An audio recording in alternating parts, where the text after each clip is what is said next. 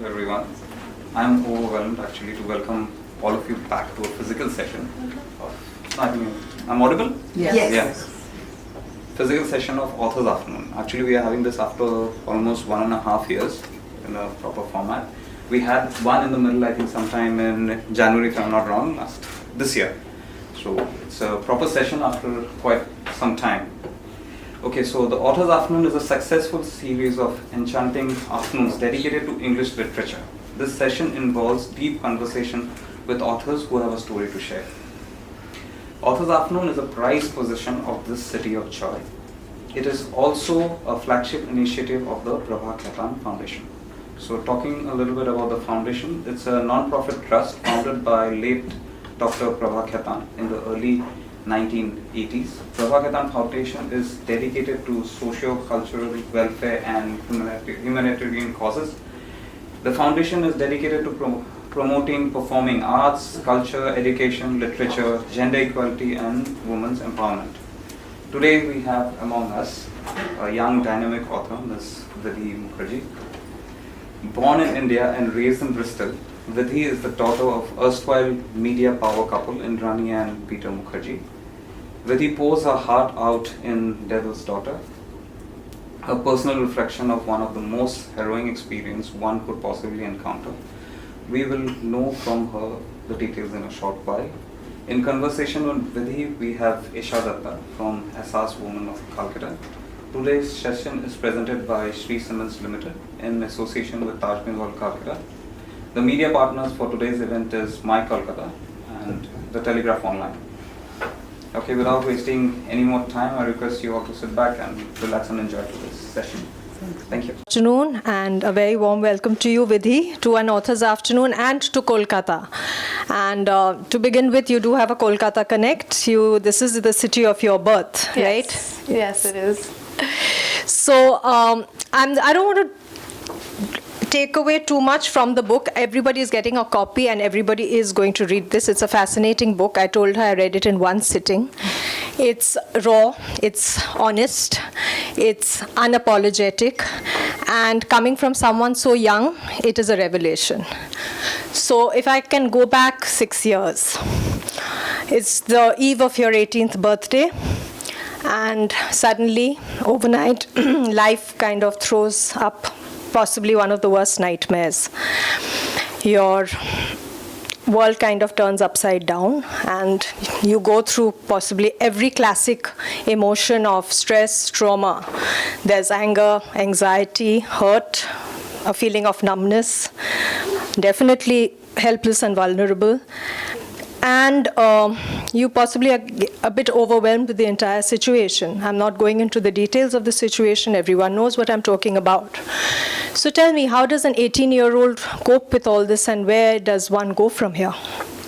So I think all the emotions that you said, I felt all of them at different stages. But I think when initially my mom got arrested, I just went into shock that kind of led me into numbness. You know, I think I didn't cry for the first 2 months, literally, when this happened, because I didn't know what to make out of it. You know, when something this heavy burdens you, especially at an age when you're 17, realistically, turning 18, you know, I realized there are 2 ways you can go about it. One is delve into the issue, or the second is just completely shut off from it.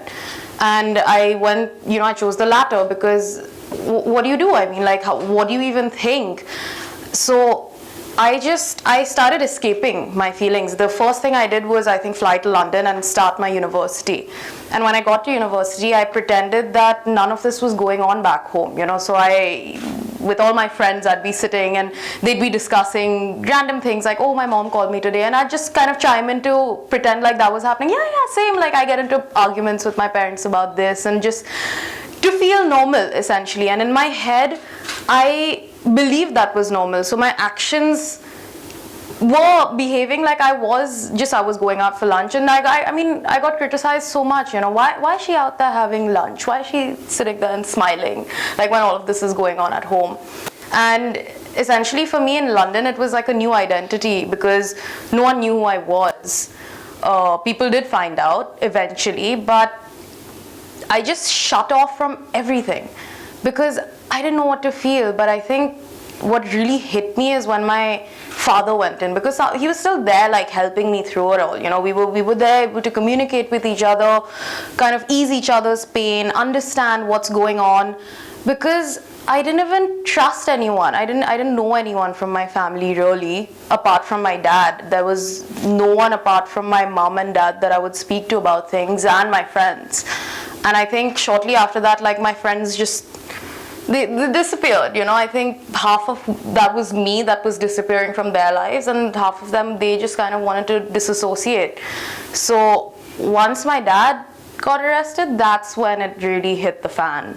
And that's when I just completely spiraled out of control. You know, everyone reacts differently to crisis, so there's really no right or wrong way to respond, think, feel to a situation. So, you know, you should not really judge your reactions, but you know, what you went through during that phase, I think that was your normal reaction to an abnormal series of events. But do you think there's a separation from your parents which kind of really disrupted your sense of security?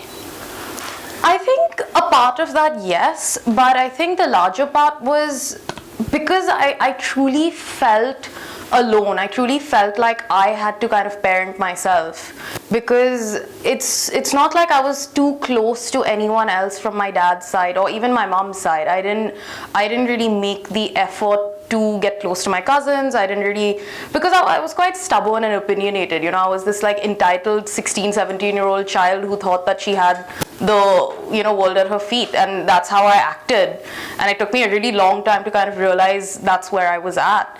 So I think when both my parents got arrested, the whole family came to help, and I didn't really know them personally, each of them. So I think my behavior was quite shocking to them, because I was stubborn, I was opinionated, I didn't reflect any pain that was going through to me, you know, so they felt that I wasn't actually feeling anything and I was just doing my own thing, which I kind of was. But were you in denial?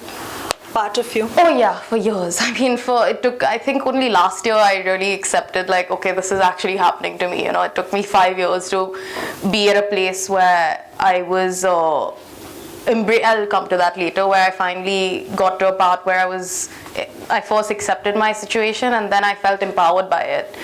But before that, I mean, it was just up and down and down and down and down. And the separation from my parents was very initial, but more than that, it was just how alone I was, and the fact that I have to be okay with this. I have to parent myself. I have to kind of get through life understanding who I am as a person, and no one can infiltrate that. You know, that's why I built this big wall around me, that I didn't trust anyone. I didn't trust my friends. I didn't trust my family. I only trusted my parents, and the communication there was out, because I stopped talking to my mom for like 2 years, and with my dad I couldn't really talk properly because it was only through letters. So this wisdom you have today didn't come easy. You've literally, gone through like the fire of hell and betrayal, and at one point you even thought you wouldn't make it, leave alone come out of it sane, but you did.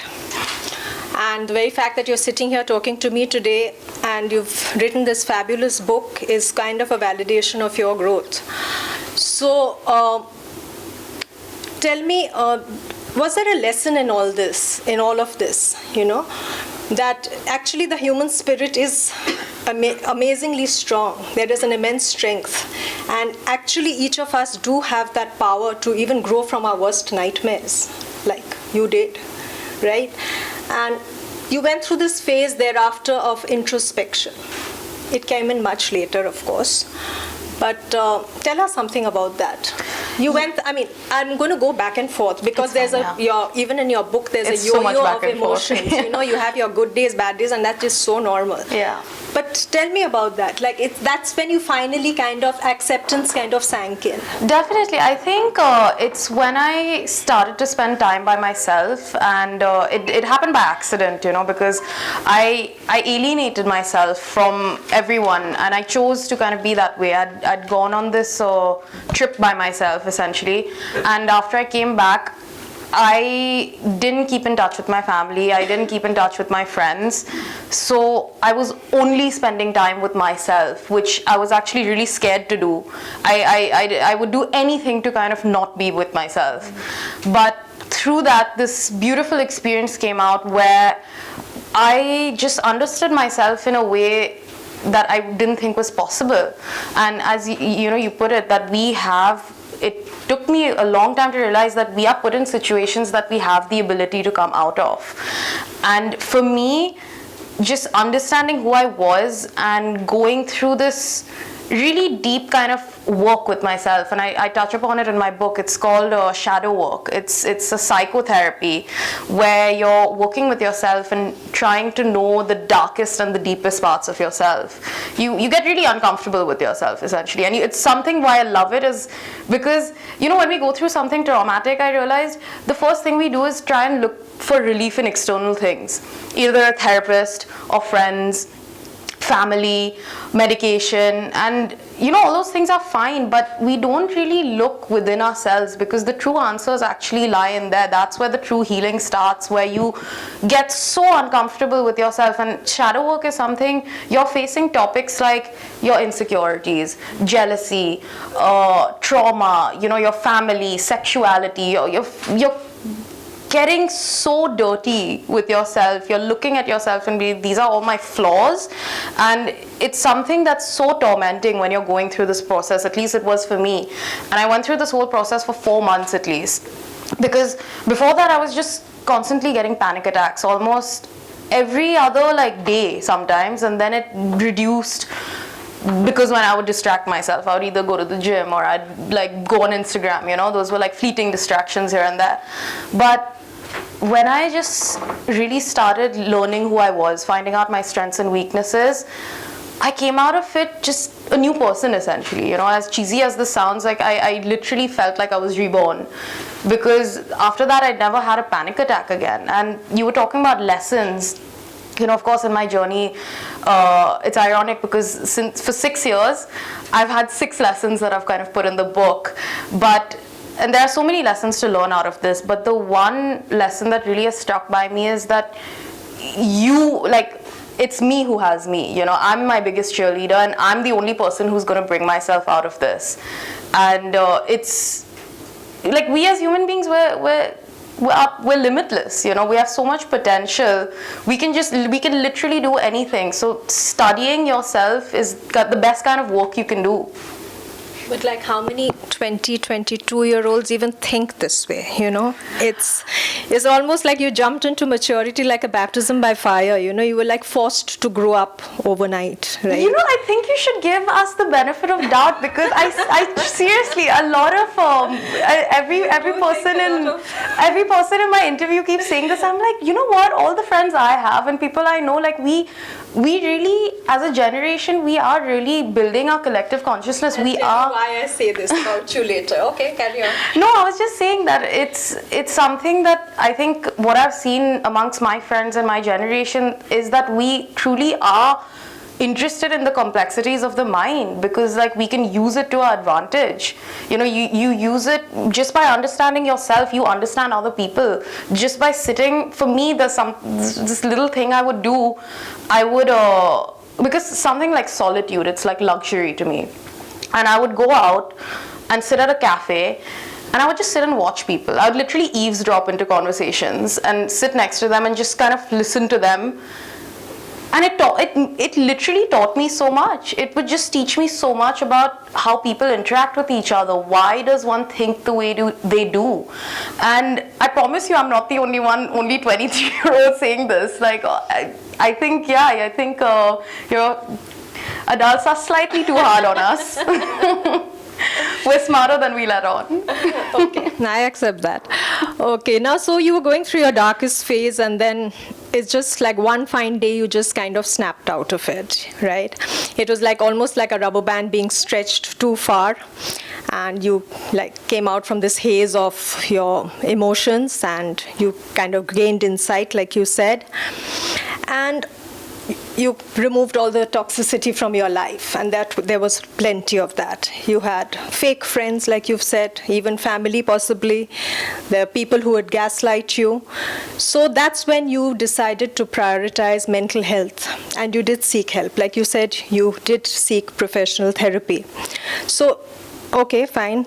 You said I do not give too much credit to your age, but there are still a lot of youngsters out there who are hesitant to do that. There are people who've probably gone through similar situations, maybe worse, maybe less brutal, but we still shy away from taking professional help. So what would you tell them? So I think a large part of the problem is because just India as a whole, mental health is still quite a taboo topic. We're almost ashamed to say that we are not okay, you know, and I think the idea that we need to enforce to people is that it's okay not to be okay, because no one can have good days forever, because that's not normal. I mean, life is about duality, right? It's you to have light, you have to have dark. And what I would say to them is, yeah, seeking help is so important, because for me, when I the first step was actually finding my therapist, and what that helped me do more than anything was, it was just help me organize my thoughts. That's why I feel that everyone needs a third person to talk to. You don't have to have some problems to go to a therapist. I think the healthiest thing one can do is getting a unbiased opinion on someone who doesn't know anything about you. It can even be a friend. It can even be just a random stranger you meet and just tell your problems to. I think that would be quite therapeutic. But what I would suggest, I've seen this trend, right? Like most people say that, yeah, you should talk to people. And for me, what I found is it's not easy to just go and talk to someone. It's not easy to just let your problems out, which is why the advice I actually would give is talk to yourself, because that's what helped me. The biggest thing that I learned was just I have me, you know? So talking to myself, understanding myself, literally playing with my mind in a way that I treat my anxiety as a friend. And when we're fighting, that's when I'm anxious. And when we're not fighting, it's like creating art. And that's why I'm so fascinated by our human brains, because it's limitless. So it's the advice I would really give is, if you can't talk to someone else, talk to yourself. So have you managed to train your mind to be stronger than your emotions? Because, you know, it's very tough, but if you don't do that, you kind of end up losing yourself every time. So it's a work in progress, you know. I think I've not just miraculously healed. I'm at a way better place than I was perhaps even a year ago, perhaps 2 years ago. And 2 years down the line, I hope to be at a better place than now, you know. It's a work in progress, and it will be forever, I think. It's never, there's no kind of ultimatum where you just finally stop and you're like, okay, I'm healed. There's so much to learn. That's why, like, I subconsciously, I'm doing shadow work all the time, you know. I think for me especially, I have to be that extra bit alert and aware, because I see my mind, I see myself kind of pondering into darker thoughts. I see myself, you know, thinking unhealthy and thoughts that just aren't conducive to me, which kind of can lead me down a path, you know, that's not really conducive to what I want to do. But I think the whole concept of just being alert is so important, and just being aware. I mean, once you're aware, that's like 50% of the work done. True, but you're no longer a prisoner of your past, so to speak. Yeah. No, I embrace my past. I mean, it's something that it's you know, I'm so kind of glad like these opportunities that I'm given. It's a Absolutely. privilege to be able to sit here and able to talk about this so freely, you know. And you mentioned this in your book. You've said everything happens for a reason. So maybe, you know, every lesson you should actually embrace and take it in a positive way, which you have. Okay, so now let's get to something lighter, something I'm very jealous of, your travels. I mean, the past few years, you've managed to visit the most fascinating places. Some of them, it's still on my bucket list. Machu Picchu in South America, wow. And so, I mean, there are lots of other places. Like she lived, worked, studied even in Barcelona, and do you still shuttle back and forth? Yeah, I mean, now my work allows It's me one of to, my favorite so cities. I just it's same. love Barcelona. So tell us, does travel kind of help you all your trips? And they were pretty impulsive trips. You and your friend just decided, and then off you went. And so did it help alleviate a part of these panic attacks which you were getting? So actually, when I started traveling, I didn't have panic attacks at that point. When I was in my first year into university in London, and I think I just found a friend, because London, I felt like the walls were closing in on me. London wasn't really who I was as a person, you know. I knew I was a bit more free-spirited. I wanted to kind of be on the edge of life, essentially. And my friend and I, on a whim, we decided we're going to book a one-way ticket to South America and backpack. Not even, because the conventional way of traveling is you book tickets, you take a suitcase, you go to a hotel, and you go visit the restaurants, touristy sites, maybe go to a bar here or then that's the end of the trip. And that's what I'd been doing my whole life.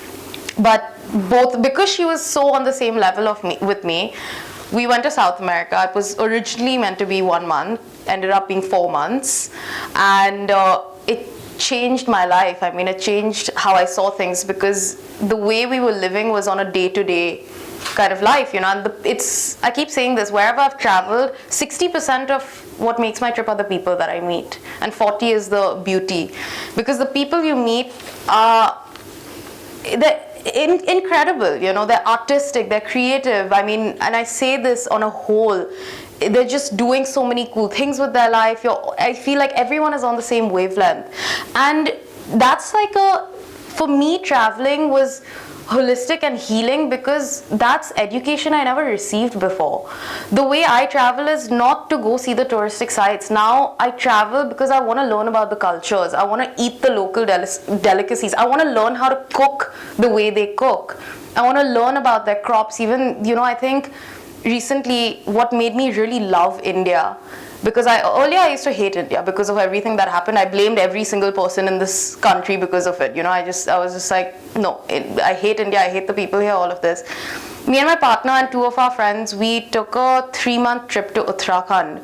And we literally stayed in villagers' homes there, because they welcome you with open arms. They give you so much love, and they feed you in abundance when even they don't have enough. We learned how to cook on the fire. We learned about the crops. And again, it was a trip that was meant to be like 1 month, you know. It ended up being 3 just because of how in love we were with it. And the creature comforts don't even matter. We didn't even think once about the fact that I was showering in cold water, or I was sleeping on the hard floor sometimes. I mean, for the whole 3 months, we weren't sleeping in villagers' homes, but like most of the time, it's, for me, that's education you can't receive, you know. That's a revelation again, because, you know, anyone else thinking, oh, Vidhi Mukherjee went to Machu Picchu, wow, okay, Peter Mukherjee's daughter, she must have gone, it must have been a nice, expensive, extravagant holiday. But when you read details in her book, you really slummed it out. Oh, She yeah. took ridiculously long flights just to save the money, because the cheapest tickets came that way. Ridiculously long layovers, again, because, you know, that was the cheapest way to get from point A to B. Yeah. Lived in hostels. I mean, all along your holidays were structured, pretty luxurious affairs. Oh, And yeah, for you to before that, of suddenly, you know, course. opt for this, no, I think it's admirable. Very few people, I mean, it was an adventure, I'm sure, and now looking back, you enjoyed it, and that's the way you wanted it to be. No, it was an adventure. I mean, the moment I stepped foot in a hostel, I've never stayed in a hotel apart from right now. Yeah. I've never, I mean, you know, I don't think I would ever pay to stay in a hotel myself, because it changed my world. I mean, when we went to a hostel, we ran out of money, so because we became really close friends with the people who own it, and the people who own it, they're all the same. Crazy. They're all the same like age. You know, some are 40, some are 50, some are like 21, and we ran out of money in Peru, so we ended up working at the bar. And because 60% of our accommodation were covered and our food costs were covered and we were getting paid, you know, but we were like living in really rough conditions as well because we got the workers' That's really dog. brave. Who goes to a place like South America and then suddenly runs out of money, and then you say, okay, now let me get a job to pay for the rest of my holiday. But that's I mean, the everything's vibe. so planned normally, no? But that's when I realized, I was like, I can't plan. I can't plan things because I've just realized one thing is I'm not a goal-oriented person. All along. Now, yeah. Everything was so planned for you. Before I was You were 18, really of course. sheltered, Yes. yeah. Before I was 18, I mean, it really was. I mean, I did have my spurts of.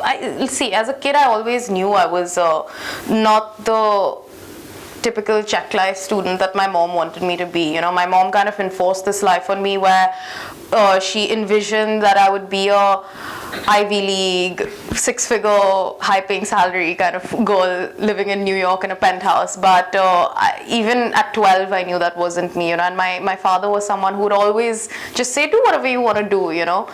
And but I think just before, when I was around 17, my mom and I started getting so close. So I guess she started molding me in that way. So I was quite confused because I went to London.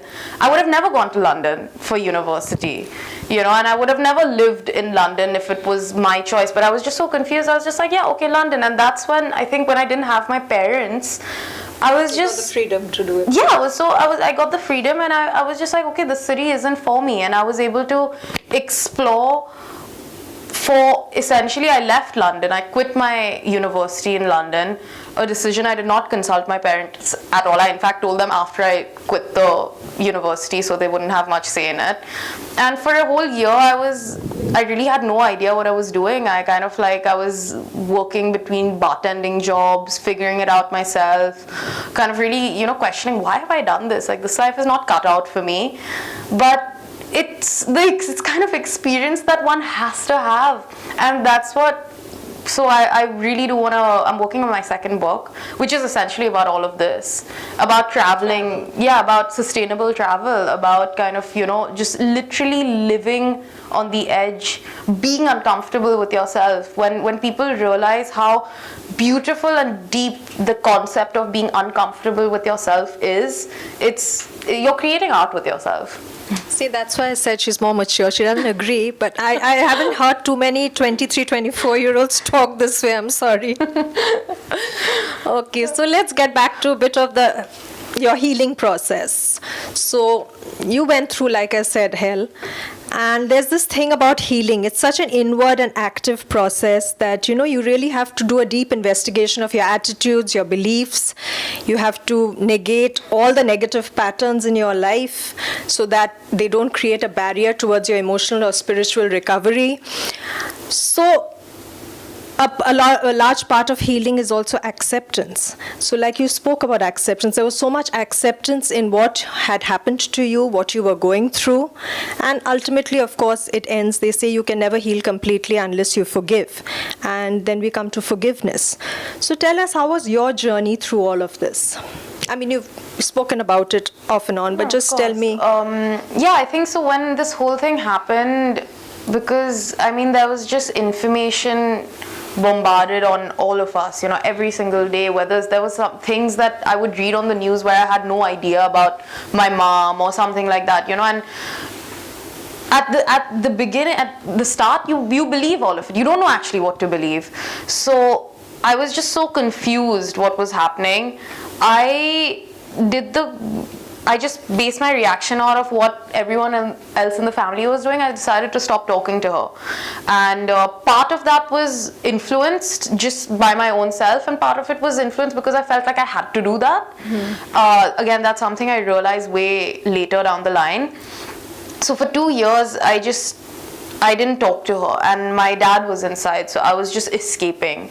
I was all over the place. I was mentally completely distraught, but I didn't let it out. Like I didn't cry. I never spoke to any of my friends about anything. So I was just imploding without realizing. I thought I was an anomaly, that, oh, I'm not feeling all these things. I kept wondering, I was like, why am I not crying? Why am I not like feeling sad that this is what's happening? But the bubble always bursts, and when it did, it really hit hard, because that's when things just started going downhill really quickly, and nothing was going good for me.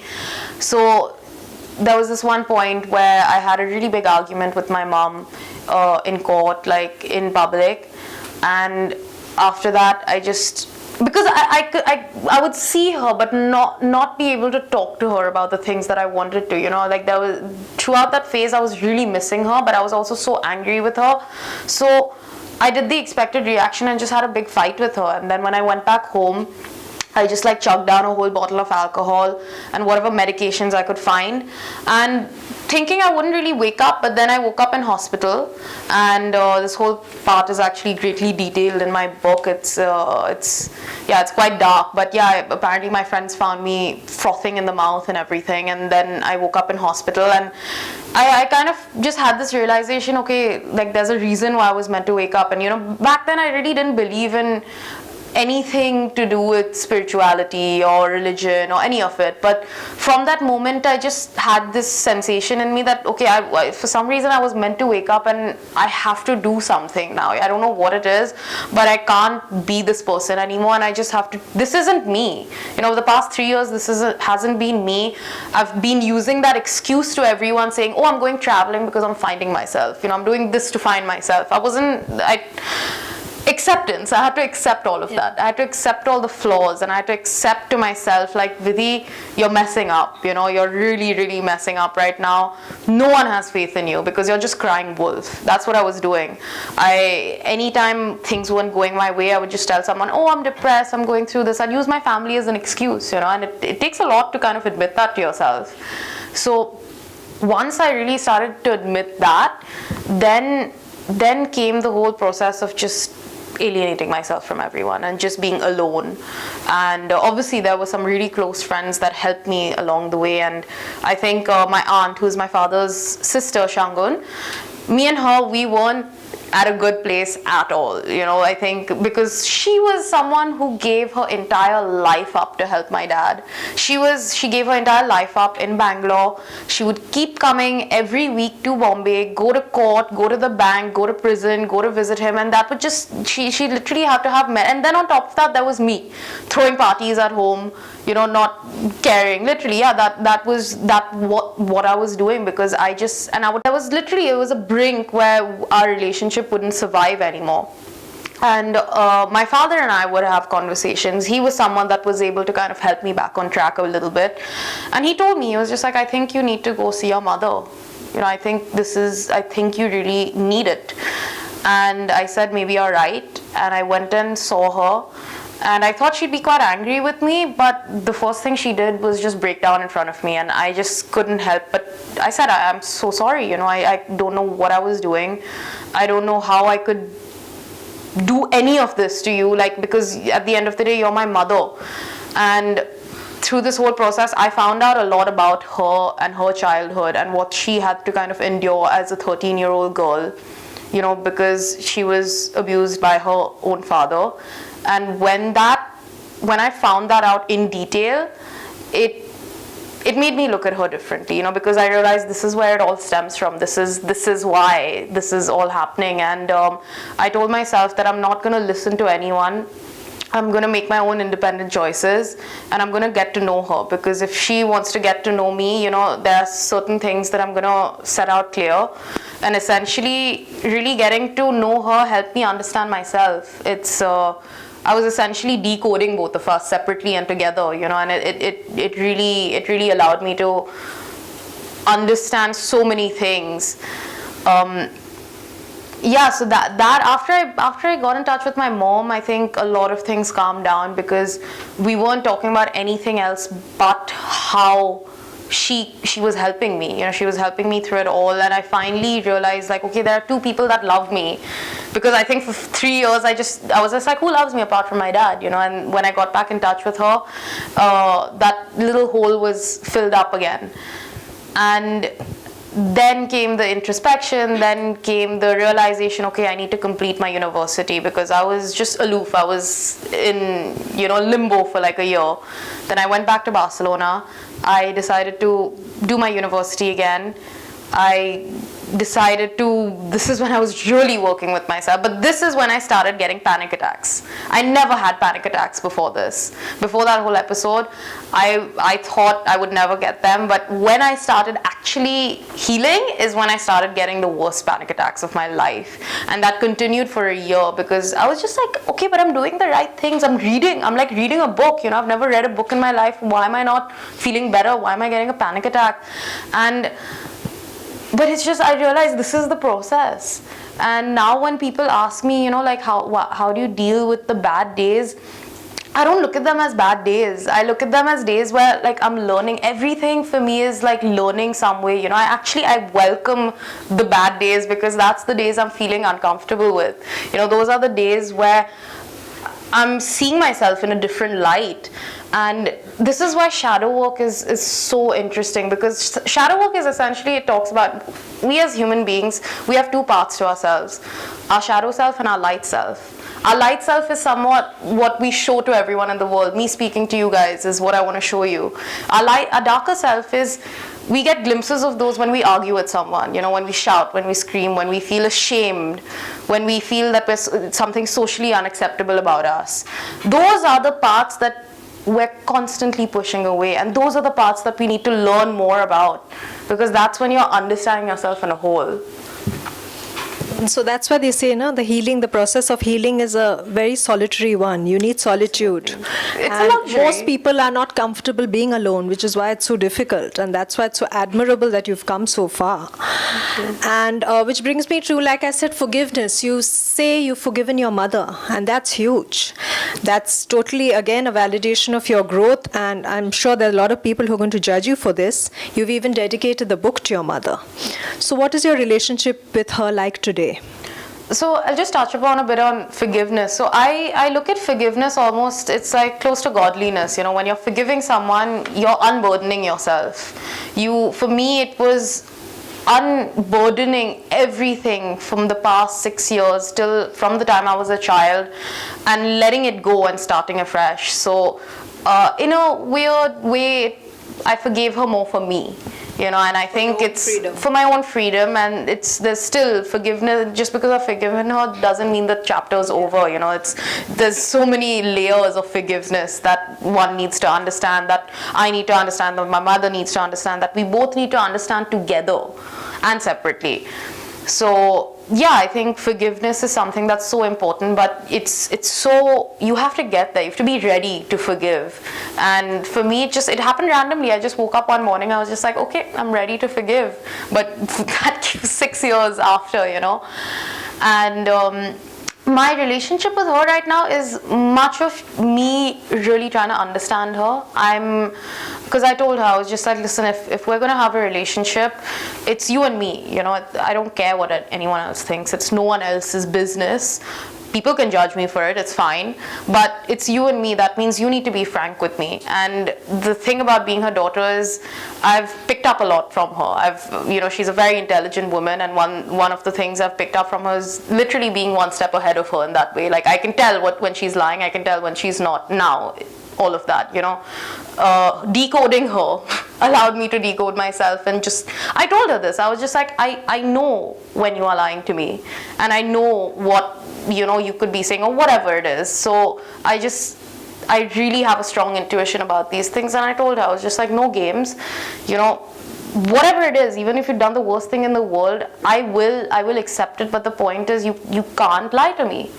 And she has been very sincere about that, and she is kind of giving me all the answers I need in steps. It's not an easy process, but it's happening. It's happening really slowly.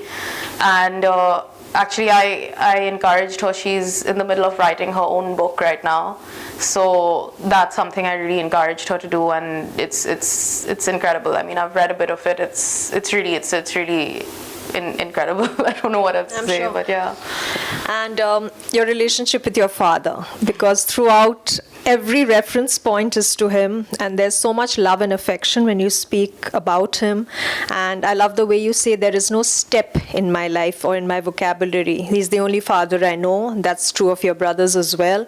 And so tell us something about your relationship with him. Like ever since you were 3 years old? Yeah, You go so back? I think when my mom, she was living in Calcutta and I was born in Calcutta, and when she was moving to Bombay, she told me I was in a little trolley, and I think I even remember, I get glimpses of these, and I was just sitting on the trolley and I would see this like man standing in front of me. He was just had this like smile, but looking at my mom, he wasn't smiling at me. And we were both kind of really awkward. How is this relationship gonna go? He's never had a daughter. I don't really even know what this is. But when I got home, the first thing to his house, the first thing I did was, he put me up on the counter whilst my mom was unpacking, and because I was scared of the dogs. And I said, okay, I was like, can you please give me a chocolate? And he said, yeah, okay, fine. And I said, okay, but you promise you won't tell mom? And he said, yeah, and he still hasn't ever told her. I think that's where he gained my trust with chocolate. And I think since then we didn't expect it. Both of us really didn't expect it, but he told me very soon, I became the apple of his eye, and it's just so, I love him to bits, because he's someone that I can say anything to. I can literally tell him that I got so wasted last night and I came home at 6 in the morning. That's a conversation I can easily have with him, and I think we got closer since he was put into jail. And I told him all the dark details, like when I was going out in London a lot, when I was like really, not good, when I was having a terrible phase with alcohol, I would tell him all of this. And he's the only person, in fact, that I could tell. And just, he's like a friend to me, like we're best friends. He tells me all the things. He tells me about women in his past. I tell him about like boyfriends. It's one of those kind of relationships that's just so organic, and there's just more love every single day. Even though we can't interact and speak right now, the love is constantly growing, and he is someone that has kept me afloat through this whole thing. And I have been told that I'm the same for him. I think that one prison visit would last us like 6 months. And that's when all your lows which you hit are really big, when it's something to do with him. When he went to prison, when he went into hospital. So, all your really, really low times were with that. Yeah. Okay, and we have time. Yeah. So before we wrap up, you've spoken a lot about Sheena too in your book. Y'all were very close. You had a very close bond with her. Tell us something about her. What was she like? She was incredible. She was stunning. She was intelligent. She had a kind heart, and everyone really loved her. It's a topic actually I still haven't really confronted. I've written about it and I can talk about it, but it's one of those topics that I haven't confronted it right now because it's so dark. It's too personal, and I'm scared. In fact, I'm scared to kind of even like confront it because I haven't really sat down and just being like, okay, there's not a moment in the past 6 years where I've actually taken time out to sit and think about it, because I don't know what I will do. There are so many topics, in fact, like this that I haven't confronted and accepted, because it's time, it's going to come in time. But I think I've realized there are just so many layers in this whole thing, and one by one I'm kind of peeling away each single one of them. But yeah, I really, really do miss her. I haven't confronted it. And they keep saying, that time is a great healer, but I really don't think it heals you. It just makes you kind of live with whatever scars you have. Yeah. It's like the scars don't go away, but you just kind of grow and understand. So before we wrap up, and I thought, would you like to read something, an excerpt from your book? Sure, anything. Yeah. We can also, okay, fine, sure. I just want to, you've already discussed it, but I thought, what next? What happens, like, this book is out, and you said you're in the process of writing your second book, and you kind of zeroed in that you want to write, you enjoy writing, you've written beautifully. So when is the next one out? I don't know. As I was saying before, I'm not a very goal-oriented person anymore because it puts so much pressure on myself. I feel You like started writing it. Not I yet. started planning In your it. mind. In my mind. Yeah, in my mind, I've written like 3 books already. But I think now I'm really focusing on, because I've come to realize I'm quite creatively inclined. You know, I love cooking, specifically Italian food. I love drawing.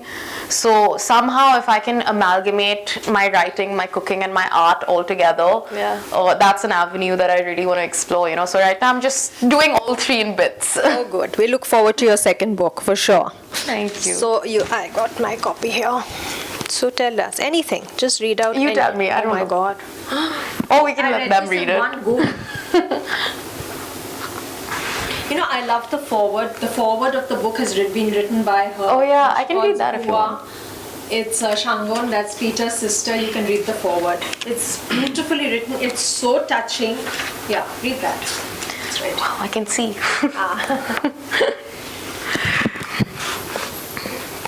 You may write me down in history with your bitter, twisted lies. You may trod me in the very dirt, but still, like dust, I rise.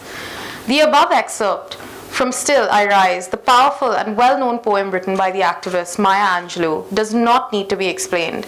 While it is with reference to the unjust and indiscriminate treatment meted out to the black people in America, the appeal of this poem cuts across boundaries and races. At another level, this poem reminds me of Vidhi. The mood is appropriate, not just in a political context, but even in a situation of personal conflict. Angelou's words seem to capture Vidhi's struggles as well as her fight back from deep trauma to healing and recovery. Let me try and explain this. What can one say about a privileged, entitled girl who at the cusp of adulthood suddenly had it all snatched away and life turned upside down? Like a deer caught in headlights, this young girl was stunned, much akin to hanging with one hand around a thin branch over a sharp cliff in full public glare. In addition, the media spotlight was on her mother, family, home lifestyle, and indeed their entire personal world. In her book, Vidhi describes the shock, grief, anger, shame, confusion, and fear that she felt at the time of her mother's arrest and the trauma that she went through. She also shares the stigma of being her mother's daughter, which went ahead to her whichever openings she explored. So whether it was applying to university or for an internship, her name and often her face preceded her. Sadly, the events in her family were too well known in the public space. There was no escape from this reality. She was trapped and struggling in a situation not of her making. Back home, things were not any better. Nothing was the same. All the nice things were put away in boxes. The domestic staff were moved out and new house help was brought in. There were strangers all over the place. Everyone looked serious. The air was tight with tension.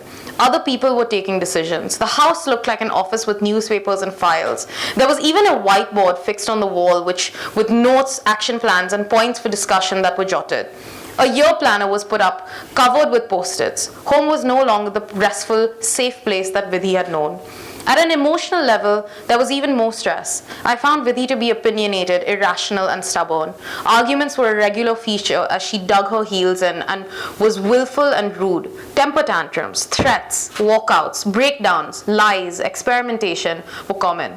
Since I was the person standing on ground zero, both as her guardian and manager of all things associated, I watched her with disbelief, irritation, and often desperation.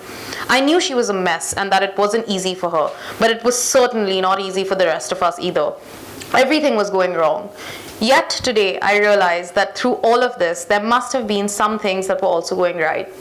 We had our occasional moments of tenderness, solidarity, support, and comfort, as well as sharing deep personal emotions, fears, anxieties, thoughts, and moods. Like co-travelers in a stormy ocean, we held each other up and found balance.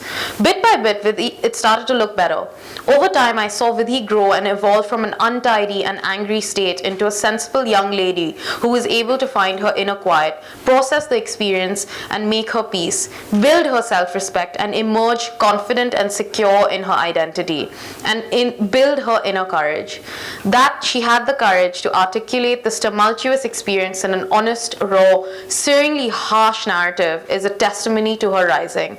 And that same girl quietly requested me to introduce her first-hand story to the readers is truly a confirmation of her maturity and indeed a sensitive compliment of my role and contribution to that process. I feel touched. Vidhi has demonstrated a resilience and strength that must be admired. So when Mary Angelou says, "Leaving behind nights of terror and fear, I rise. Into a daybreak that's wondrously clear, I rise." This resonates completely and I say salute. Shangun Dasgupta.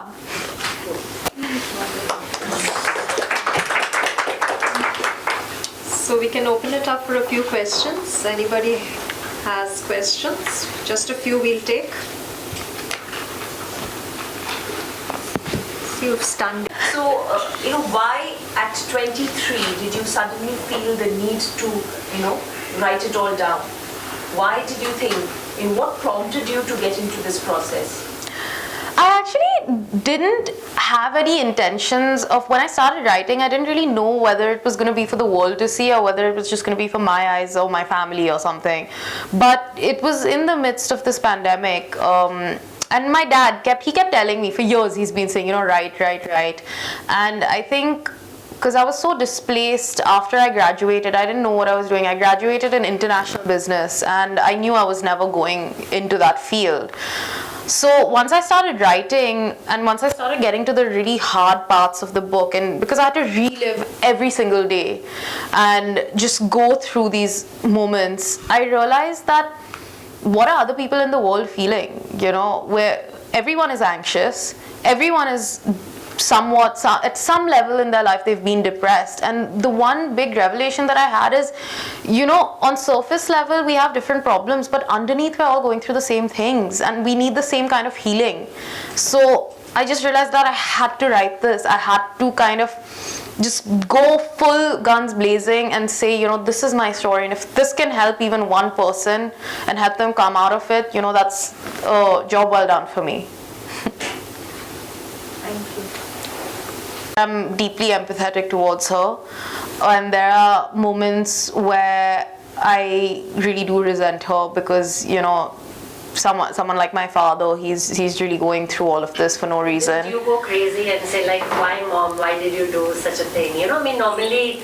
Yeah, of course. But that's something that I told her. I told her very clearly. I was just like, listen, I'm gonna have very irrational outbreaks. I might say things that are mean. I might say things that I don't, are quite nasty. But just remember one thing, that I'll always be there for you. It's no one else is there for her. No one else in the world is there for her. So I wouldn't ever, I wouldn't be able to live with myself if I wouldn't at least try. And you briefly mentioned the book was dedicated to her. It's like one big long letter to her essentially, because for the last 6 years it's me trying to tell her how it was. How is she coping? I think since I've been back in her life, much better, because for me it just, what struck me and what allowed me to get back in touch with her was genuinely I just put myself in her shoes. I was empathetic to the fact that at 13 she went through all these nights alone. What was she feeling? And not even in comparison to what I was feeling. It's so different. It's poles apart. So I couldn't even imagine how she was. But I think she's a fighter. She's a warrior. She's a fighter. She's doing better that I'm in her life now. Vidhi, though this is not the right way to grow up, but do you think the experiences that you had actually helped you to understand life and face life better? It's like an old soul in a young body. Absolutely. It's taken me a long time to say this, but I don't regret anything that's happened to me. In fact, I'm so glad it did, because it made me into who I am today, and it allowed me to build some really close authentic relationships with people. It's given me such an amazing opportunity to speak to wonderful people like you, and just it's really endearing when older people kind of want to know what a younger person is thinking. So it all happens for a reason, and I think, as you said, old soul and young body. And is, again, in this whole introspection of finding who I was as a person. Before that, I really took interest in learning about ancient philosophies. So Taoism, Buddhism, and actually our Hindu culture. You know, our Hindu culture is something that really made me understand a lot about how life is and what things are. Just it brings you to the root cause of things, and it's really beautifully explained in the old Vedic scriptures, all of that. You know, I took bits from every single place. There was this like year that I was just so interested in learning about how people lived thousands and thousands and thousands of years ago, and the myths and the gods and all of that. You know, I think, yeah, definitely had a big role to play. I had a quick question. See, I'm so glad that you approached the topic of mental health. Of course, whatever you've gone through, you insane amount of kind of like wisdom and growth, and this book is obviously a process in your mental health. Do you still go through therapy? Are you still going through therapy to kind of help you get out of it? So I'm not, sorry. Would you have? No, I don't go through, I on and off I catch up with my therapist because she's become a bit like my friend now. So we actually don't even talk about others. We just talk about like random stuff like, oh, how are your kids doing? But now it's, I'm like in therapy with myself, you know, it's just, it's so important to enforce. You have to get to know yourself. You have to know yourself, and like most of us, we don't. You know, even my dad, my parents. Like I'm trying to tell my mom what shadow work is. You know, and I've got this really good manual actually that helped me, and yeah, I'm essentially going through therapy with myself. Yeah, mental health is the most important right now. Definitely. She writes here, the book is my cure. Yeah. Yeah, exactly. Yes. That's a way of kind of feel like rediscovering yourself, therapeutic. you know? Oh, definitely. It's so cathartic, you know, because that's what actually got me into shadow work. Is just when I was writing and really, there were so many topics and aspects of my life that I'd forgotten, that I'd gone through. Because when I started writing this book, I literally went day by day. And sometimes if I forgot something, I'd literally have to make a plan, okay? And it's crazy because I remember every single day from the last 6 years. That's what I realized, and that kind of scared me a little bit, you know. I was just like, wow, like every single day, if I thought about it, I remembered what I ate for lunch. Like that's how close it was, and I realized like that's almost trauma. You know, if you're remembering something so in detail as to go to what you ate for lunch, like it really scarred me, and I had to, you know, output that in a creative way, which essentially came out of my book. And then oh my god, there were so many tough moments when I had to write about like things I completely forgot. I was like, for 4 days I think I was just crying non-stop, you know. And that's when the real emotions, like now I'm highly emotional as a person, but it's all in good faith. People are actually very emotional people. Yeah. Yes. You did mention the word spirituality once. Did the psychological process lead you to an understanding of the spirit? Is it then not just this finite life? Is it more than this? Yeah, definitely. I think so. Spiritual, again, I don't like using this word because it's a word that I feel is so overused right now, and it's something that I don't understand fully, and I'm at this place now where if I don't understand something, I'm not going to identify with that. You know, spiritual is so broad, but yes, definitely there was such a connect with my mental frame and just what the bigger picture was.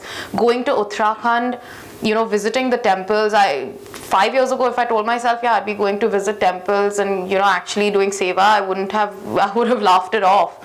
But for me now, it's not about religion or it's not about spirituality. It's about my own faith and how it helps me through. And definitely there's a big connect in it. Understanding yourself helps me understand the world better, and vice versa. Understanding the world, like sitting and listening to two people talk, helps me understand myself better. Yeah, they say, no, self-love is the greatest medicine. And it's the hardest. It's so hard to do that. What made you forgive your mom? What made me? I think the whole aspect of unburdening myself, you know, when I realized that it was all through when I was learning about the ancient Vedic scriptures, and I was learning about Taoism. Taoism really played a great deal in it. It just made me look at forgiveness in a very deep level. It made me realize how many layers there are to forgiving someone. As I said, I've forgiven her, like I've verbally said, I forgive you, and there's a small part of me where I've actually unburdened myself, but there are just so many layers that she needs to understand. Why have I forgiven? Does she justify herself to you or not? I mean, it's a process. This relationship is so complicated. I mean, it doesn't only go beyond what has happened now and since she got arrested. It goes beyond because me and my mother weren't too close when we were growing up either. As I mentioned, she wanted a different life for me, and I was quite rebellious at that stage. And when I was in boarding school, like we were at this point where anything she said, I'd do the opposite. And I don't think she kind of anticipated how close my father and I would get as well. So for her, I think it was the shock of, my baby girl is, she's closer to Peter more than me. And I think that... and I'm constantly thinking, I do this thing where I always flip back to, I take a year, I'm like, okay, I'm going to flip back to this month and really understand like what I was doing, why was I like this and why was she like this. And now it's just like little bits falling into place, So when I have a question, I sit there and ask her, I was just like, why did you do this?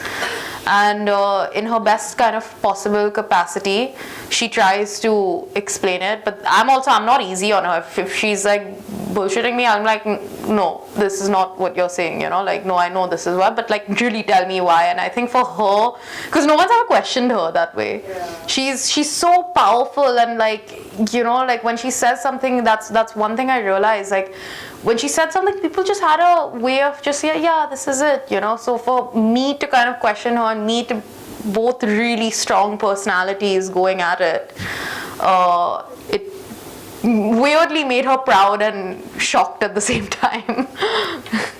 Did you also face the media? Oh my god, yeah. I never looked into that. I've had my fair share of that. About her Yeah. relationship. They were insensitive and Yeah, there was...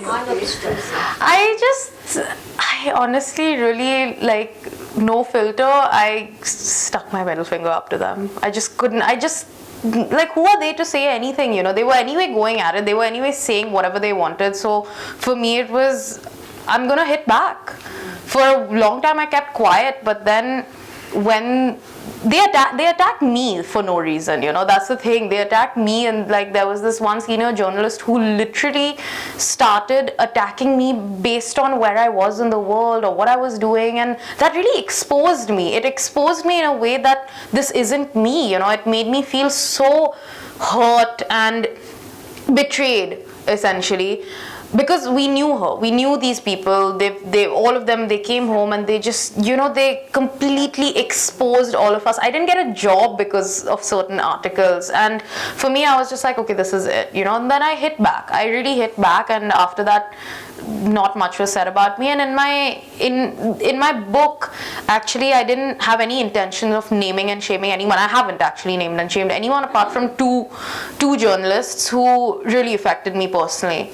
one And of them deserve it. yeah, one of them really deserved it, because it's just, I was just, more than anything, I was shocked, and I didn't say anything nasty about it. I was just questioning, like why would you expose a 17-year-old girl out into the world like that? So, but yeah, I mean, That's the way they operate. They do anything for TRPs, anything for eyeballs, grabbing eyeballs. Yeah, I mean, now even look at what's happening now. It's really sad. They don't think about beyond, what they have to sell. I mean, even when my book came out, I think a lot of people that read it, they just wanted to sensationalize the whole thing, and when they didn't get the answers that they wanted, they didn't print my article. That's how it was, So it's okay. I mean, a country with an insane amount of irresponsible journalism. And the first page, she says, I dedicate this to my mother, and you must read it. And and she says why. It's beautiful because she said she's the only person who unconditionally loves me, and I think that's beautiful to come to this and say, now today I realize that she is the one person who loves me unconditionally, and that's really fabulous. She is your mother, end of the day. I mean, that doesn't change. Yeah. Whatever else you can work your relationship through, but that doesn't change. Yeah. So I think that's. No, I think for a long time I felt almost, which now I'm kind of beating myself up over. Because I was so influenced in a way, like, oh no, it's not gonna look good if I'm, supporting her or whatever, and I'm not gonna talk to her. But I realized that was just so wrong, and how much of it actually affected me. Subconsciously, I was just getting affected every day because I was living this lie essentially, and I convinced myself that I don't need her in my life, when in reality I really did. And more than anything, I think I have faith in myself to kind of be that beacon of hope for her. I truly believe I can be the one for her to kind of, just come out and actually tell me what happened, for her to be human essentially, and that's what my interactions with her now are so different to what they were, because she actually treats me like a grown-up and I treat her like my mother and a friend at times. And for her it's really not easy to have certain conversations with me. And there's so many moments where we just cry, and she's just been through so much as well, and she's, from the age when you're 13, I think when a situation as horrible as that happens, you're a different person. You're a completely different person.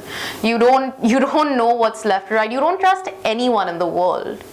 And that's just the most horrifying situation one can think of.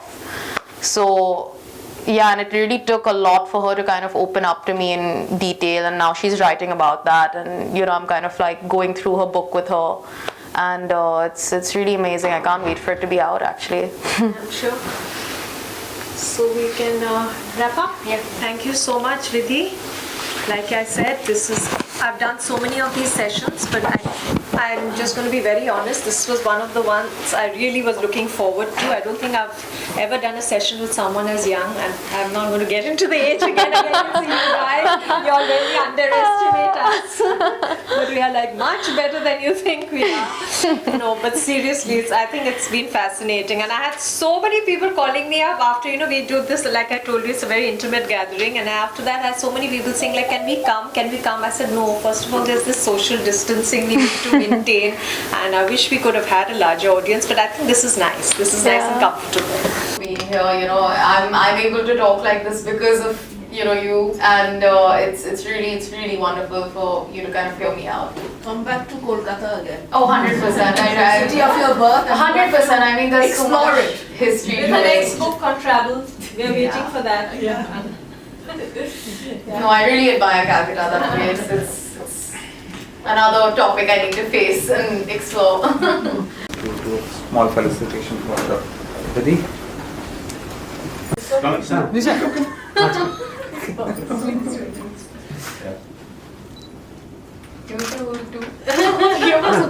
Oh, he didn't give me one. Why should I hold it?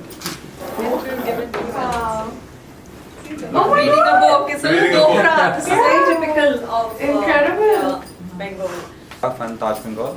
Thank you. Vidhi once again. Thank you Yasha, so much, thank ma'am. you. Thank you. Once again, thanks. Thank you. Okay.